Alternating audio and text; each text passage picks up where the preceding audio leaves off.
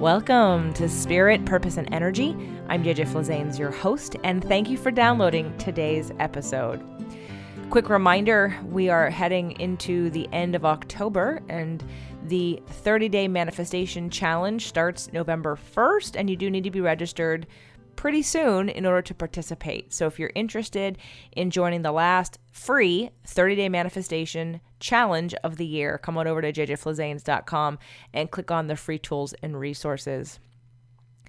Last Christmas, I bought a bunch of books for clients and friends and myself, and the book was the Ketogenic Cookbook. And just because I have to research and learn about all the different things that I wanted to try, Jeannie Peters and Alan Peters had been educating me on the ketogenic diet prior to me buying the book.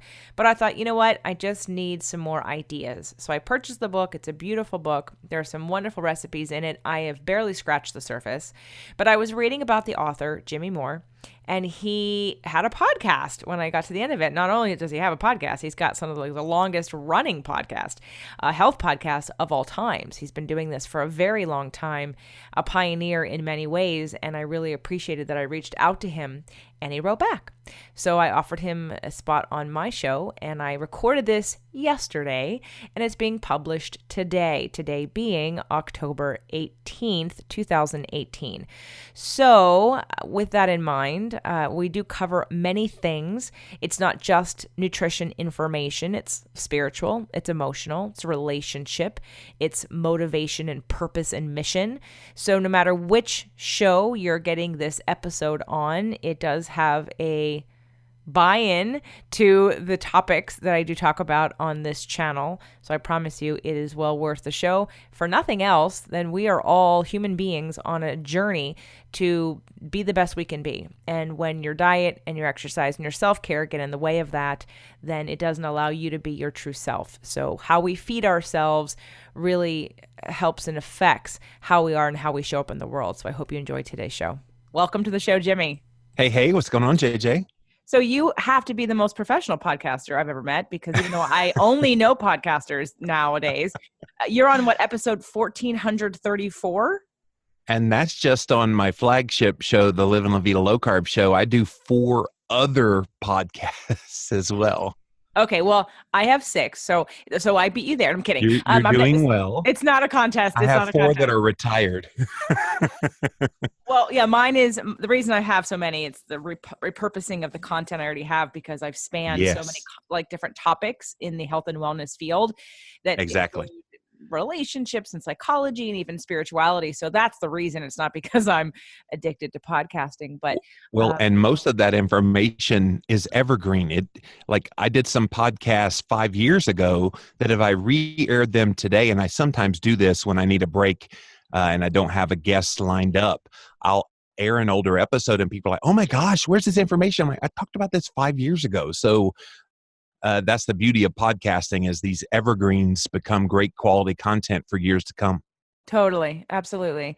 I'm all about the repurposing, because even though I've moved past where I was, probably where you were 5 years ago, there are people who are finding it today who need to start back there, who aren't up to speed to this place. So I appreciate that you said yes, because you don't know each other. But I picked up your ketogenic cookbook, and I actually made one of the recipes today. I thought, you know what? I have the time. Nice. Let me Which make one? another. I did the porridge, the apple porridge. Ah, very nice. Yeah, Maria Emmerich, my co-author on that book, is just a genius at coming up with really delicious recipes. Yeah, I'm a cook and a chef, and I've been paleo for a while. I'm gluten-free, I'm dairy-free, I'm Greek and Italian. So cooking is definitely something I have a passion for. And so I opened up the page just to the right thing today, and I thought, that sounds good. Nice. I'll have that for breakfast. And all right, I want to hear about at Christmas time. I want to hear that you did the gingerbread house that doesn't have any nut flowers. Oh, is that in this book? It's in that same cookbook. Yep. Okay, thank you for that. I haven't made it to the desserts yet. Yes. But for a lot of people, I span all kinds of different audiences. The biggest audience I have right now is mostly spirituality, but I've been a personal trainer for 20 years, and I'm about connecting dots. And so what I want to go over today obviously is your story, because I want you to share your story from your book, and I'm sure pass that into, because you've come a long way, and I have questions about how you've lived. Like Living La Vida Low Carb is your podcast, your main podcast that I referred to when I said you're on episode 1434, which is amazing. And I stopped counting on some of them, like my Fit to Love podcast. I stopped numbering them. But you know what? I think I'm going to go back and count just because I'm curious. I have no idea. I ended Yes. season 1 and 2 with, I don't know, 350 shows. So I'm sure I have to be at least to around 500 or 600 by now. So Yes. I'm going to go count. But I want to know, again, where you started. And I know that based on your story, but my audience doesn't. And while I could tell it, I don't want to spend that time. I want them to hear it from you and your struggles, because it's more personal that way. So why don't we start back at the beginning of your struggles with weight, your health struggles, and let's give the highlights of that and then bring us to today. Sure. And by the way, if you want to go there spiritually, I am a Christian and I'm very happy to talk that realm as well. So, my story, I was 410 pounds at the age of 32 back in 2003. And I was basically eating a crap diet. Most people do that. And especially when you learn that. I grew up, my mom was a single mom, and so she would always feed us what I now refer to as crappy garbage, Blueberry Crunch and Doritos and Coca-Cola and fast food. It was just, that was normal. There was nothing strange about that in our household because that's what mama fed us. And what was really strange, though, I didn't see it at the time, but I look back on it now and I'm like, oh my gosh, that was weird. Mama bought into the whole hook, line, and sinker, the whole low-fat diet thing. So she had fat-free ice cream and Diet Coke and rice cakes and all this kind of stuff all over the house, juxtaposed to all this junk food that the kids were eating, my older brother Kevin and my younger sister Beverly. And we would eat that stuff and didn't think twice about it. So when we became adults, we all kept growing bigger and bigger because we kept eating in the same way that we learned.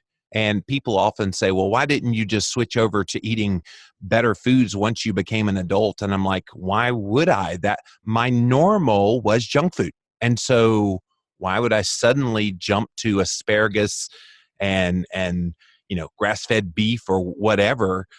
No, yeah, I had to learn that later. And so the later for me became in 2003 when I got a diet book for Christmas from my mother-in-law.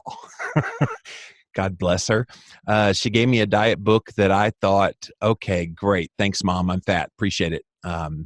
Captain Obvious. So yeah, I read that book. Dr. Atkins' New Diet Revolution was the book. It was a low-carb diet. And I read the book from cover to cover between Christmas and New Year's.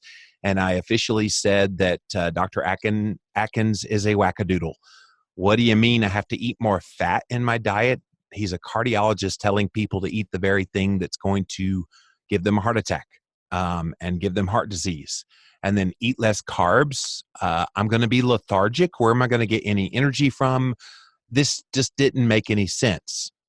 But I had tried all the diets that Mama had done over the years to lose weight, and she never kept off any weight or really got healthy eating low fat. So I was like, what the heck? I haven't tried high fat, revolutionary concept to shift over to a high fat, low carb diet. So I started this January 1st, 2004, and it started as a New Year's resolution to lose weight.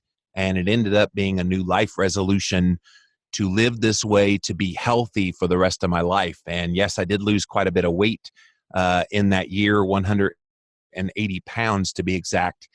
But I came off of 3 prescription medications. And these days, all these years later, after that experience, I'm a little bigger in weight than I was at my very lowest, but I'm still off of every prescription medication and all the genetic tendencies for heart disease that run in my family that actually killed my brother Kevin at the age of 41.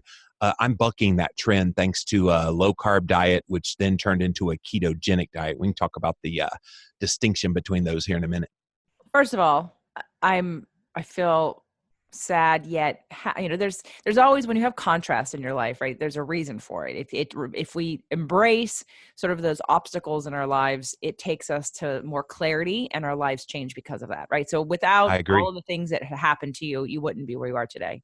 That's And right. and so for, there's I heard when you got the diet book, I mean, that just, I shrunk like, oh, Oh, that because wasn't the first time I got a diet book. She'd given me like one year I got Dr. Phil's book, Today Can Be a Changing Day in Your Life. And I'm like, no, Dr. Phil, it's still a low fat diet. So she was not the subtle one, my mother-in-law. yeah.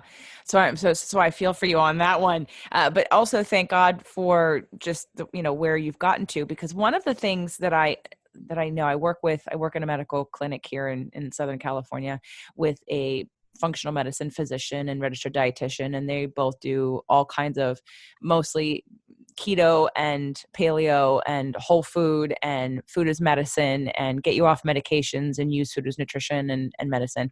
And I've Is been that in Brett this Sure? world. Who's that? Jeannie Peters. Do you know Jeannie Peters? I do She not. Who's the dietitian? Jeannie Peters is a Oh, dietitian. who's the doctor? Dr. Alan Peters, her husband. Oh, Al. Okay. No, I don't know them. I need to be connected to them. That's Yes, cool. yes, you do. And their functional medicine, bioidentical hormones, everything that's, again, Love natural, it. looking at how our body optimally works, and not accepting aging as a death sentence, but as we can Yes. actually supplement. So in the practices, and as things sort of progress, you have the naysayers, you have, and obviously you've been doing this for a long time. And I do want to talk about the distinctions between low carb and ketogenic. And I want to talk about why I didn't like Dr. Atkins. Was it just because, I mean, the keto feels like it's more researched. Maybe Yes. it's because of the time and the era in which the information is landing on us, and the things that we know now that we didn't know then. Because the Right. paradigms need to change over time, right? We were taught that because somebody, Jeannie goes over this. She's probably the most interviewed person on my show when it comes to nutrition, because her wealth of knowledge is that and beyond. And I know Dr. Johnny Bowden as well. He and I we've been on panels together before in different conferences. So we all kind of run in the same circles over here in California. Yep. And the ketogenic diet, of course, the first thing that comes up for most people is about cholesterol. And you just mentioned about heart disease. And I was looking on Amazon today, because I know that you have 7 books. I do, and I'm about to release my 8th in November. Yes. Okay. Wow. Okay. Let's have you back for that, and talk about your next book if you want to come back on the show. I But love that. Real Food Keto is what it's called. Real Food Keto. Oh, I see it. No. Is it on Yeah, Real it's Food on Keto? Amazon. It's on Amazon already. Oh, it's Yep. a pre-order. Here we go. Pre-order. Okay. So where's the 8th book? Because I'm looking at. So my very first book, I don't ever talk about it. It was right after my weight loss experience in 2004, was called Living La Vida Low Carb. Yep, I And see then I that. did a second self-published book, 21 Life Lessons from Living La Vida Low Carb, in 2009. Then I got a major publisher on board, and I did Cholesterol Clarity, Keto Clarity, the Ketogenic Cookbook, the Complete Guide to Fasting, the Keto Cure, and about to come out with Real Food Keto. Yeah, let's talk about the Keto Cure, because the diabetes, thyroid, cholesterol, weight loss, and more. That is probably, without anyone doing any homework. And again, these are people who still think coconut oil is bad for you. So they're, talk to me about, yes, you're not a doctor, but you co-write all of your books with physicians to back up Yep. your information, your science. You're living this. You take your own blood work. You see your physicians. You know what the results are. You're living it. So let's talk about the kind of oppositions that come into the keto diet, which are that it's high cholesterol, which is going to lead to heart disease, right? And then fat equals fat, which, do you believe people still believe that? Eating fat makes you Yes, fat. I believe people still believe that. Yeah, eating fat is bad for me. So why don't we go over some of those myths about keto diet that you can answer, because I'm sure you come up against it with, what you do, and even just talking to people that you just meet and say, oh, keto diet, isn't that going to cause saturated fat to cause more cholesterol and heart disease? So please. It's so funny because I literally just yesterday was at the post office, and the lady that was taking my package, she knows what I do for a living, writing books. And she's like, and I sent her some of my chicken eggs. I have 27 backyard chickens. and brought her some eggs. And she's like, "Oh, aren't you worried about the cholesterol?" I'm like, "Here we go." Right. There's like And so I went in my spiel about how the body needs cholesterol, that without cholesterol, you'd actually die if you didn't have cholesterol. And so many functions in the body, if you didn't have saturated fat, if you didn't have cholesterol in your diet, then you would basically not be able to make the hormones Yep. that make your body run. You wouldn't be able to have bioproduction to be able to digest food well. I mean, there's just so many upsides to having more fat and more cholesterol in your body, in terms of in the diet, than not. And I think what has happened is, and even my own wife, Christine, experienced this. She went through a period of time where she ate very low fat. Now, she never had a weight problem. She just was told it was healthy. And so that's what she obediently did. Well, guess what it did? It totally burned out her gallbladder to the point that she had to have it removed.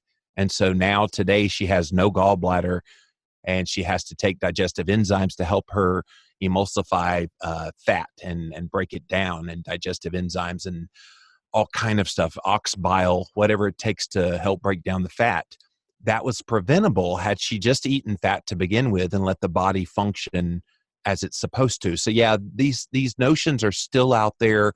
The cholesterol one is a curious one because a lot of the fear over cholesterol is, whoa, we have total cholesterol that's over 200. We have LDLC, a calculated number, that's over 100, and that's dastardly for your health. And I'm going, if you lived in 1950, maybe in 2018, the markers that people pay attention to have nothing to do with total cholesterol or your LDL cholesterol. It's triglyceride to HDL ratio. And if that ratio is under 2 and optimally under 1, you are rocking it in your heart health. My ratio, by the way, is right around 0.8 in the ratio. And so that's what you want. And we're also looking at LDL particle size. And of course, you say that to the common person and they're like, what the heck is an LDL particle? Well, people think LDL is one number, but it's actually a multiplicity of numbers, of which you want very few small dense LDL and you want more large fluffy LDL. So it has nothing to do with that number that your doctor runs on his on the lab. And so if it comes back 100, you don't know if it's mostly the large fluffy or the breakdown of the small dense. And so you have to run a test that's a little more sophisticated to see what that breakdown is. It's called NMR lipoprofile, and it tells the real story about where you are. And then, of course, if you want to go even more sophisticated, you can actually look for signs of actual disease. Anybody that's taken a statin drug today and you're kind of like, oh my gosh, I want to come off of this, ask your doctor if he will write you a prescription to go get a CT heart scan. So here in South Carolina, where I live, the CT heart scan is about $100. And you go down and it's basically a 3-minute test. They do a CT scan of your chest. What they're looking for is calcified plaque. If there ain't no calcified plaque in there, guess what? You don't have heart disease. You have no reason to be taking that statin medication.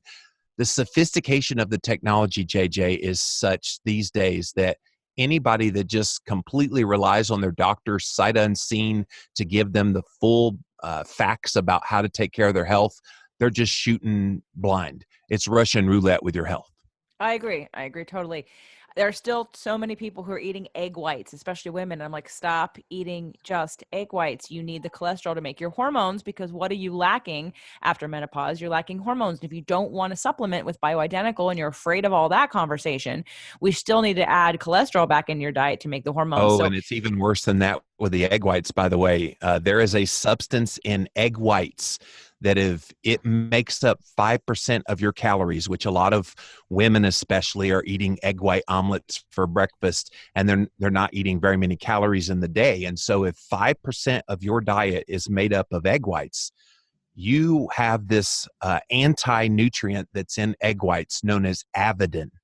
Look it up, you guys. Avidin is nothing to play around with. And if you do, then you're going to start having fertility issues. You're going to bring on symptoms of PCOS and all kinds of other menstrual issues that you just don't want. Okay, I'm going to look that up. That's the first time I've heard of that. So thank you, Jimmy. I have to ask, what did you do before you started your podcast and started writing books? It's so funny because everybody asks that question. Did you train in any way? I was just one of those curious minds. I was always the nerd growing up, won all the spelling bees, and was pretty good academically in school. I have a bachelor's degree in political science and English. That's where I got my love for writing. I remember I took a lot of English classes in undergrad, and my favorite classes were the ones where I got to write essays and pages upon pages upon pages. Thus, how I got loving writing so much. And then I went and got a master's degree in public policy, which is so funny because I'm now trying to change policy when it relates to nutrition and health in this country. So someday I'll use that degree, but for now, it's mostly the writing and the speaking. So what did I do occupationally before this? A lot of customer service types of jobs. So I tell people most of the jobs that I did leading up to now being a blogger and author and podcaster, they all kind of trained me for what I do now. So I did a little bit of Christian radio back in the 1990s. That was Amy Grant. Now here's Michael W. Smith. That's pretty much what I did. And then I did some customer service jobs in retail where I got used to talking to people and schmoozing them a little bit of the marketing aspect of things. I worked for a company where I answered all the emails for this major company that got 3,000 emails a day, and I was the guy that answered them. Now I get about 600 emails in my own world now, and I'm like, that's nothing. I used to do 3,000 a day. So it's kind of funny how God knew I needed to be prepared for what I'm doing now, and He was training me when I didn't realize it. Well, lucky me, because you answered my email. So if you hadn't gone through that training, we would not be having this conversation. So I definitely appreciate that. Jimmy, can I ask you what your birthday is? Not your year, just your birth month and day. Yeah, December 27th. You're a Capricorn. Okay. I am a Capricorn. Okay, good, good. All right. So it's fascinating to me because that usually the people who are the most educated and knowledgeable about subjects that have to do with health in certain areas are sometimes people who've experienced some kind of trauma, pain, or situation where it's forced you to learn. I'm not saying everybody, but there really are a lot of people whose lives transform, and then they want to share it with others. That's really the fuel to the fire of getting the information out there. And then of course, when it's coupled with that you're really good at learning and speaking and understanding and researching, then it becomes a passion that you don't even realize that you're so good at it. It's like you were meant to do it, but you had no idea you'd ever be doing it until you had to have the contrast to bring you here. So not only is it, because some people go into medicine because, let's say, money, like doctors might say, I want to be a doctor because I can make a lot of money.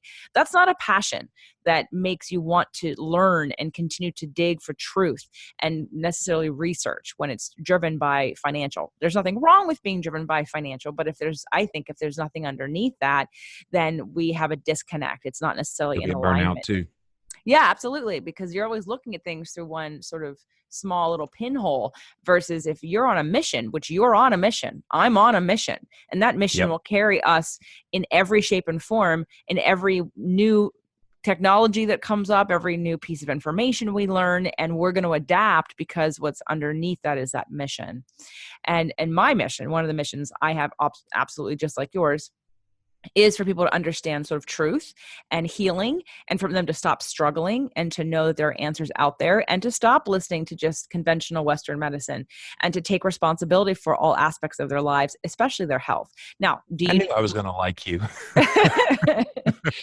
Thank you. Well, I there's time and place for certain Western medicine. I'm not going to discount that. But people don't realize that their Western medical doctors have been, their education has been funded by the pharmaceutical industry.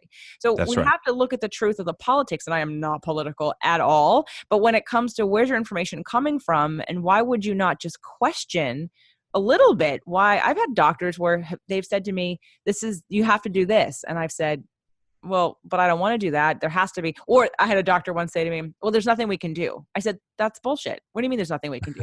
There's always something we can do. I didn't have this before. I have this now, which means Right. something off, which I can then fix it and it will be healed.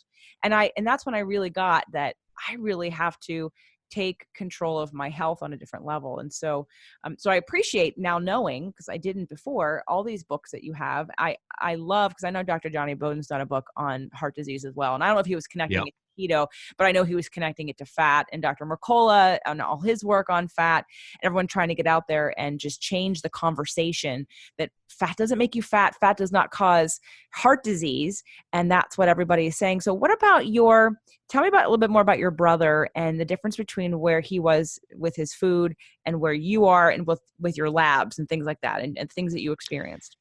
Yeah, so it was actually my brother Kevin who inspired me to want to give a crap about my diet to begin with. It was 1999 when he had a series of heart attacks in the span of 1 week that nearly killed him at the age of 32. And I was 4 years younger than him at the time, 28. And I'm like, holy crap, that's my lot in life if I don't change things. So I, of course, defaulted to low fat there for a couple of years and was kind of lost in Never Land trying to find my way before my mother-in-law gave me that diet book for Christmas. So thank you, Mom. I'm glad in hindsight now. I was kind of pissed at the time, but I'm glad in hindsight that she gave me that book. But yeah, so my brother Kevin, who incidentally, it was 10 years ago yesterday that he died. It was the anniversary yesterday as of the recording of this. And so very prescient on my mind thinking about my brother Kevin. So thank you for asking about him. Yeah, he was in a bad relationship that forced him to eat really bad. At least, thankfully, he never turned to drugs or alcohol as his numbing agent. He chose crap in terms of the food that he ate. And so, but it made him bigger and bigger, and it gave him heart disease, and it led to type 2 diabetes, and eventually led to his demise at the age of 41. So that was how he ate. And juxtaposed to that is how I ate. I gave up all of the junk food and I turned to real whole foods that nourish my body, that were mostly reduced in carbohydrates. So no grains, no sugars, no starches. It was a little bit meat heavy to begin with. I did learn to add in vegetables to that. I didn't naturally want to eat vegetables when I first started, but now I enjoy them. I enjoy having a nice spinach salad and mashed cauliflower and all the other things that people in our community like to eat. But that was the hugest difference. And I was off of the 16 cans of Coca-Cola that I used to down every single day. That did shift to Diet Coke when I first started, and then eventually off of the sodas altogether. So I want to touch upon an emotional issue with food, because I think a lot of people who aren't willing to change, maybe it's because they're not pushed up against the wall with fear of dying or having someone close to them pass away that they can attribute to food or their environment and conditions. Most of the Mm-hmm. time, and I'm so glad that you said about that he didn't turn to drugs or alcohol, but he used food to numb. So I talk a lot about addiction, and I've learned a lot about addiction, and food is one of our biggest addictions because it's socially acceptable, and people don't really look at themselves as an addict when they're eating, because we have to eat to live. But it's that That's right. difference of when we want to numb and how we numb and what foods we use to numb. And there's the biochemical aspect of food and what things that causes. When people remove gluten and dairy, when I work with them, usually there's a bit of brain fog that lifts and clarity and energy that comes out. Some people notice when they go gluten-free, just gluten-free, we're not even talking about low carb yet, gluten-free, that their mood changes. And all of a sudden, and that's still with some sugar in their diet, but when people remove sugar altogether or really reduce it down to a keto level or a little bit above, the cravings go away, the mood shifts, their energy's better. And so definitely there's the biochemical piece of that helps us to create an environment in which we're reacting to. So maybe we're feeling tired, we're feeling grumpy or cranky or emotional. Remove those foods and feel better. But now we have still the issue of that there are lots of people, even when that happens, that I still want to numb, and I'm still numbing with food. So Yep. talk to me about if you had to go back and diagnose yourself, were you using food to numb, or was it literally just I didn't know any better? Oh yeah, I was numbing, big time. I didn't have a good childhood. I was bounced around between my parents. They were divorced when I was very young, and then when my mom's new husband didn't like me because I was a very strong-willed, intelligent kid, he told her it's him or it's me. Which one are you going to get rid of? And so I was forced to go live with my dad, who was very well known to be an abusive person. And he beat the crap out of me very often. So, yeah, it took most of my 20s to get over that. And of course, most of my 20s was when I went from 250 to 300 to 350 to 400, all the way until 410 when I started this low carb journey. And what changed for you emotionally when you went on the low carb journey and lost the first 180 pounds in that first year? hmm Yeah, even far before that, I forgave my dad, and I think that forgiveness was the first step in me saying, "Okay, I no longer have to look over my shoulder, thinking he's judging me still. He's gone. I'm an adult now. It's time to move on with your life." Because every single job I ever had, and this is getting deep, thank you for that. Every single job I've ever had before what I do now, I always felt like I had more to offer, but nobody could see it. I could see it. I could see that I had value. I could see that there was something that I could provide, not realizing that I could be providing it for my own business, and that's what I'm doing now. But then it was just I kept feeling the limitations that I was imposing on myself because of that lack of kind of confidence and self worth, which I was covering up with food to kind of numb the pain that I had dealt with. And it took a very long time. And I was actually married in my early 20s. So my poor wife, Christine, had to deal with that transition from me being this really angry, upset young man, until she finally said, "Whoa, what's happened to you?" I said, "I let it all go." And it was all the difference in the world. And it was at that point that her mom gave me that diet book and I was ready. Mm. Well, thank you for sharing. And yes, you're welcome. I only go deep because it's to me that's where, because how many people do you know? You can tell them what to eat. You can tell them I can give people a amazing food plan and amazing exercise routine. Whether you do it or not is not about the information. It's about your relationship to yourself, the relationship to the information, the desire and the why of what keeps you going. And if that's fueled by what I consider either love or fear. My second book was called Fit to Love: How to Get Physically, Emotionally, and Spiritually Fit to Attract the Love of Your Life. And the basis of the book is that the love of your life is you, and about that relationship that you have with you and your own self-care. And in my I work, love it. noticing over the years that people, thank you, that people over the years have such a negative emotional relationship to exercise. And that's why most people don't do it, because they see it as punishment. And they do self-care, dieting or whatever, because they hate themselves. And that's what ends up See fueling, that which is why they don't continue doing it. they needed to call it fex exercise so it could be another F word. There you go. So to me, I have to connect those things, because there's Yes. the idea of the information, which is very important and can be absolutely life changing.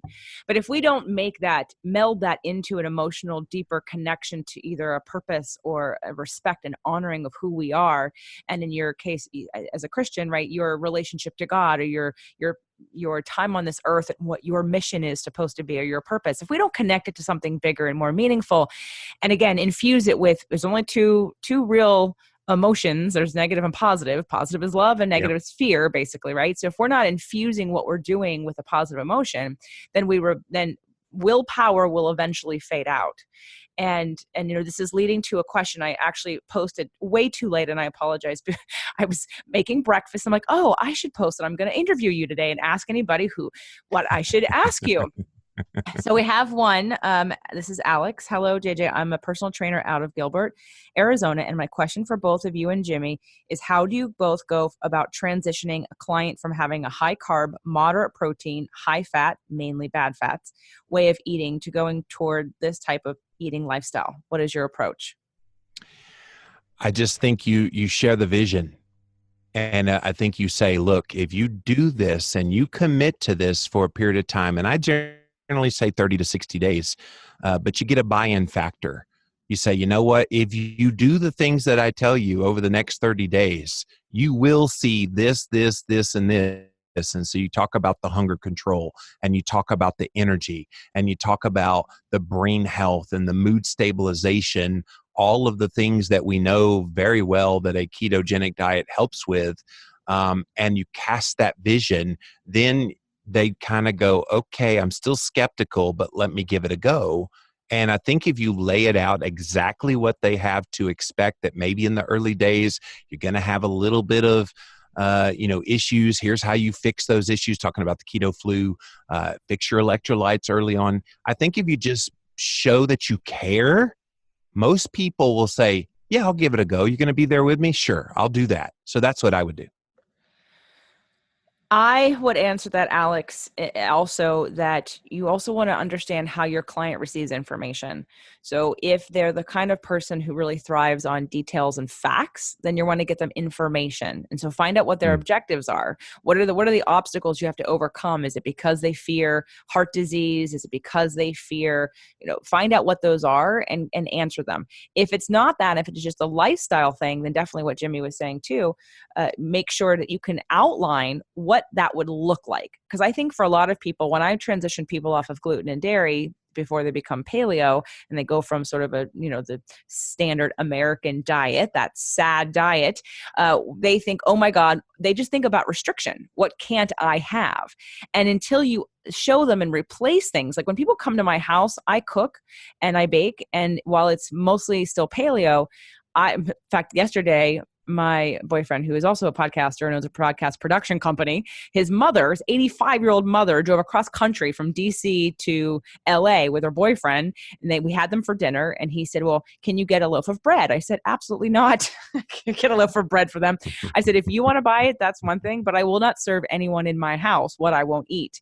My Right. house is about experiencing foods and flavors that you otherwise don't get, that you can say, wow, that was delicious. And I had no idea it was good for me. Again, I love you. You're awesome. Thank you. I have a paleo cooking show, and it's for the reason that I wanted to show people that you can eat delicious foods any time of the year. Again, we're still talking about paleo, no keto. We're going to get to that in a minute. But if you can show them, and that's what I used to do for my clients. I used to have a lot of clients in Arizona, and I would travel there at least once a year and make them a meal. And I would make them foods that were all paleo and dairy-free and gluten-free. And they'd all be amazed that, wow, well, this is easy. Oh, I like that. So you have to get them over that, whatever their fears are in Yeah. terms of what they can't have. Because too many people think diet equals restriction instead of diet Yes. equals lifestyle, right? Here, here. Okay, so I have some questions, more questions for you, Jimmy, of course. So let's talk about some of those things that happen when you first go keto. Let's talk about constipation. I know some people that I've put on a keto diet and even on a dairy free, because for me and for lots of people who can't digest dairy creates constipation. So let's take that dairy out of the equation and they're dairy Right. free and they're still having constipation. Why is that? Yeah. Generally, they're not drinking enough water is the primary thing, and or perhaps early on, it may not be harmful to either up your green leafy vegetables, which you should be doing when you first start anyway, trying to incorporate nutrient dense foods like that. And as a last resort, you can use something like magnesium oxide if you have to, magnesium citrate. It might be a little bit too rough on the stomach, but magnesium can help make the bowels kind of go loosey-goosey on you a little bit if you're not moving. So I would take that strategy. More water first, more green leafy vegetables, as the second option, and then magnesium. And if you're still not pooping, you need to get milk of magnesia or something that will make you go. I would recommend Dr. Schultz intestinal cleanse if you don't want to do milk of magnesium. I love his Right. intestinal cleanse. It's one of the best movers that it's so powerful, and you'll need one of them. Well, why does the constipation go away? I haven't been able to do or commit yet to a full like 30 days of keto. Does it tend to go away after? Does the body adapt? I've never experienced it. So firsthand, I don't know why some people get it and others don't, other than the dehydration. Because when you first start on a ketogenic diet, your body is dumping a lot of water and that makes sense because you're trying to shift your body from being mostly a sugar burner to being a fat burner. Well, where's all the sugar stored? It's in the glycogen stores of your muscles. Where's the glycogen stored? It's in water in those muscles. So when you first start eating keto, all of your body's water stores are kind of getting dumped. So you have to replenish those. So if you start on a ketogenic diet and you're constipated really early on, it's very possible you're not replenishing those water stores that were in your glycogen stores. Perfect. Okay. Awesome. Now, I want to know how, people sort of fluctuate on any new lifestyle up and down. Usually people are pretty committed for a while and then sort of life sets in. So let's talk about where you found your sweet spot and if you're still 100% keto, or do you do sort of more strict at certain times? How do you balance? I mean, you've been keto now since what, 2004? So let's talk. That's a long time. It's 14 years. Yeah. Tell us about that journey. So the way I describe my diet these days, by the way, is I'm primaleo ketogenic. So I'm primal, a nod to my friend Mark Sisson, because I do still allow quality dairy products into my diet. I'm paleo, because I infuse the real food aspect of it, which I'm a huge fan of. I have 27 backyard chickens and grow 24/7, 365. I grow a garden. I have a greenhouse and various places in my yard when the weather's right to grow garden. And we actually use that, by the way, to help feed the community that can't afford to buy good quality foods too. So we have a heart for other people eating this way. So yeah, that's basically what I'm doing is incorporating the real whole food aspect of everything that I do. It wasn't always that way. When I started in 2004, my first meals, kind of that first week, was luncheon meats and American cheese and dipping them in mayonnaise. I realize now how horrible that was. But when you compare it to what I was eating, that was like delicatessen real food compared to what I was eating prior to that.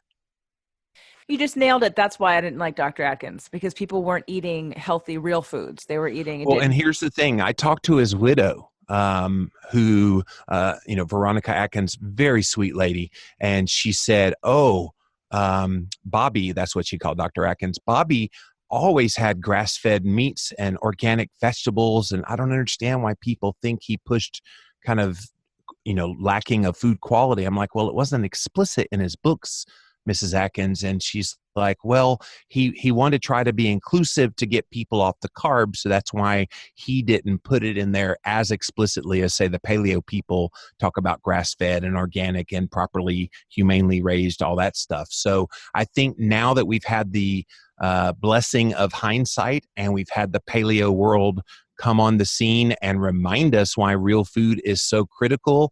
That's why keto is so strong today. It's taking the best principles of what Dr. Atkins was talking about. It's refined them through the prism of paleoism. And now we have keto, where you have the marrying of both of these modalities into one beautiful diet that's helping so many people. Perfect answer. Thank you. Brilliant. Now tell me about, because since I'm a trainer, I have to ask on the flip side, do you exercise? Where does exercise play a role for you? Oh, I love HIIT training. I have this big tractor tire in my yard, and I've been posting it on Instagram Live quite a bit anytime I do it. And I'll do, when I first started, I was not able to do more than just a few sets without kind of gasping for air, which is the point of HIIT. And so I'm doing well with that. I love that. I got measurably stronger doing that. I do also enjoy just making play. I'm a big fan of Daryl Edwards and the whole primal play concept that he came up with. Are you familiar with Daryl? I'm not. Oh, okay. So primalplay.com is his website, and he's got some really cool things. But he thinks ancestrally the way that the body was meant to move was not to go to a gym and to do all the gym grunts and walking on the treadmill and all the things that is gym life. He thinks we should be getting outside. We should be making the world our gym. So kids, if you ever watch kids, they're climbing over things, and they're trying to balance on top of a fence, and they're doing all these things that are, they're not even thinking about it being exercise, but it's exercising their body. And so I'm a big fan of that kind of movement. And I'm learning to love being outdoors a little more, grounding in the process of it as well. So yeah, I'm a little eclectic in my exercise. I do a lot less formalized training, although I love swinging kettlebell as well. Um, I'm I would much rather lift heavy things than cardio. I don't like running, so that's kind of my that's my jam. Okay, cool. Well, I just had to ask since, Of when people were course. listening, it's sort of where I started was the exercise piece and exercise physiology and Yes. biomechanics and anatomy. And that's sort of my geek out science. I can go really crazy on that one, but it's all moved and progressed in biochemistry. And then we moved into psychology and spirituality. So, you and I could probably talk for another couple hours, and I just want to start this off. I do want to have you back if you're willing to talk about your book that's coming out in November, and we could even do that kind of soon, or we can wait. It's up to you. But I know that there's lots more that I want to talk to you about. If you had to give somebody who is still on the fence about trying a ketogenic diet, what resource, whether it be one of your books, or what advice would you give them if there's someone who, of course, has not hit the wall of I'm going to die, or someone just Yeah. died? You know what I mean? Right? We're not quite there emotionally yet. How would you how would you encourage a person to give it a try? I don't think they necessarily need to give it a try if they don't think they're ready, because until they're ready, JJ, they're not going to pay attention to anything I would say anyway. So if you come to that point in your life where you're like, you know what, I want to learn more. And I've seen this happen in my own family, Christine's family, they're Italian. And so we'd go see them. They're in Indiana. We'd go see them, and they'd have all their pasta. And of course, Christine and I are over here not eating that stuff. And they would eat every few hours, and we're not eating but maybe twice a day.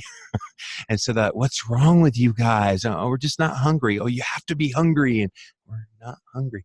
And so we lived by example. And then in the last year, several of them, one had a heart attack. Another one just wanted to start living better because she's getting to that age where things are starting to go a little bit south in her health.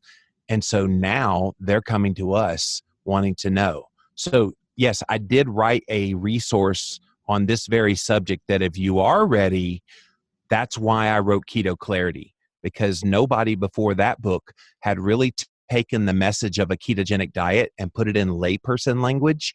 Dr. Atkins got a little geeky when he started talking ketosis. A lot of the scientists and researchers that have been looking at ketogenic diets, they again go all really deep in the biochemistry, which I love. But the thing I love even more, JJ, is interpreting what all of that means to the person in the real world, which is what I did in Keto Clarity.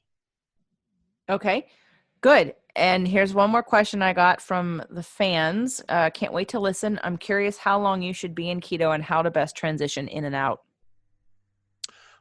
Well, if you're asking me, I don't think you ever need to transition in and out. If it's something you're choosing to do as a lifestyle, and if you have insulin resistance, it certainly should be what you should choose to do as a lifestyle. Now, if you're doing it as a hack for your paleo diet, maybe you're paleo right now and you just want to go into periods of ketosis, you could go in and out pretty much at will. If you want to do it once a week, get in it for a week, get out of it for a week, kind of cycling in the carbs to get in and out of ketosis. I don't see any downside to that. I can't personally do that. I have to stay in it pretty much all the time. But for me, it's really less about whether I'm in or out of ketosis. How am I look looking, performing, and feeling. And if subjectively I don't feel well, I know that I probably am eating either too much carbs or too much protein, and I need to really get serious about my ketosis. So I'm measuring it in the blood, and I'm seeing how I'm doing, and that's kind of my litmus test. But I don't think everybody needs to just get in and out of it willy-nilly. I think most people that are dealing with some kind of health issues, and you know it, you know if you're dealing with something, even if it's subjective in your mood, in how you feel, in energy levels, I think that person would probably stand to stay in ketosis as much as possible. Good. Okay. Agreed. And yes, and I think some people see it as, well, you can't live on this. And I think I saw something on Facebook, somebody posted that researchers saying now that people on keto diets may not live as long or something. And I didn't even click through it because I thought, of course, someone's going to, Yeah, it's it's an only a matter of time. epidemiological study. Yeah, it was an epidemiological study. We talked about that on my show, Keto Talk. Yeah, it was totally bogus. Yeah, as is so many. It's the eye of the beholder. Who's researching and who's funding the research, and what Right. how are you skewing the research? It's so interesting because research is really like interpretation. If you're looking for something, the likelihood is you'll find it, and if that's what your goal is, you're going to adjust the circumstances and situations to kind of get the desired result. So If it was you're a only. hammer, everything looks like a nail. Yep, absolutely. Now, of course, I have 10 million more questions for you, but we need to wrap up this show because I want to be able to talk a little bit more specifically about the next book of yours I'm going to buy and go through and also experiment with, as well as some of the other recipes that we were talking before we started recording and I didn't catch it, is that when I knew I was going to be talking to Jimmy today on this podcast, I made one of the other recipes in the book, which is the porridge. And it's an apple, although I will confess, because I don't have the apple extract, I actually use some apples because I made an paleo apple crisp last night for dessert. One of my guests is a diabetic,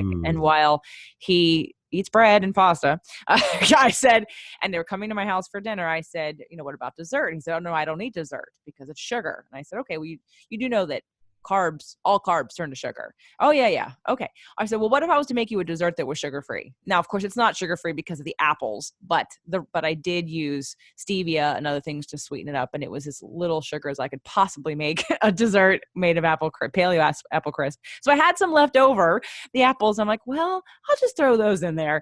And again, while I know it's not technically keto, it was close enough for today, and it was a delicious addition to a breakfast choice that I hadn't thought of before. So I appreciate your book. I plan on getting another, if not all of your books. Let's have another conversation. Jimmy, I really appreciate you answering my email and coming on my show. Hey, it was my pleasure. I love talking this stuff. I'm super passionate about it, and it's very obvious. So are you. I am. Thank you. So I appreciate everything. If you had to tell somebody where to go to find, is everything on one website, your podcast and your books? Yes. So livinlavitalowcarb.com is kind of the mothership of everything that I do. Or if you just Google Jimmy Moore, the first like 3 pages is literally all my stuff. And what else do you offer besides your books and your podcast? Oh, I'm always doing resources, some of which are free. So I've got this thing called ketowhiteboard.info. And on there, it's little short form 1-minute videos done in the white form. I do the voiceover work, and it explains things like what's the difference between ketosis and ketoacidosis. And so I do a 1-minute video that explains that. What about high cholesterol on a ketogenic diet? And I explain that in a 1-minute video. Now, obviously, you can't get extrapolation to the nth degree, but you whet people's appetite. And I saw this as an entry-level way of educating the public. Not charging anything for it, and really it's just a love project on my part. I just got tired of all the questions, and I thought, let's make little videos that we can send to people. So that's kind of a cool side project I'm doing. I also have a list of ketogenic doctors that people might want to look up to see if one is in their area. Ketogenicdocs.com is that website. And then I also have a vitamin line, ketoliving.com. There's so many projects I've got my fingers in right now. I'm trying to think of them all off the top of my head, but mostly it's the podcasting and the writing of the books that kind of keep me very busy. So go to Livin. It's Livin, not living. Livin. Yep. LaVitaLowCarb.com. And that's where You you'll got find Jimmy and all his stuff. Thank you so much. Thank you. Thank you for downloading today's episode. If you want some more help and guidance, you can download a free copy of my latest book, The Invisible Fitness Formula, 5 Secrets to Release Weight and End Body Shame at jjflazanes.com/book.